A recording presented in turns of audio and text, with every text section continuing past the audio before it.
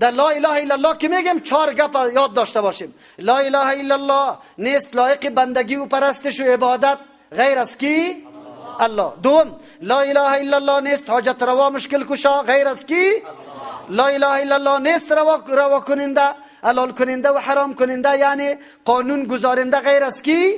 لا اله الا الله نیست فرمان روای مطلق بیچون و چرا که گپش قبول شود غیر از کی؟ الله. خلاصه قرآن همیسته دعوت قرآن به نمی گپ است که تا یه عقیده پخته نشوه دین درست نمیشه. خب ای دعوتگری توحید آرام باقی میمانی؟ تو توحید که شروع کردی در سر منبر باز آل دیگه بیبی که سیل اعتراضات اینقدر شراده گرد جمع شوه که ایران بمانی. حالی از کدامش خود نجات بدم؟ شری چیسته؟ شری حکومت، شری ملک، شری ملا، شری پیر صاحب، شری قاری صاحب، شری چیسته؟ بگوی جادوگرا و تاویزگرای سری سرک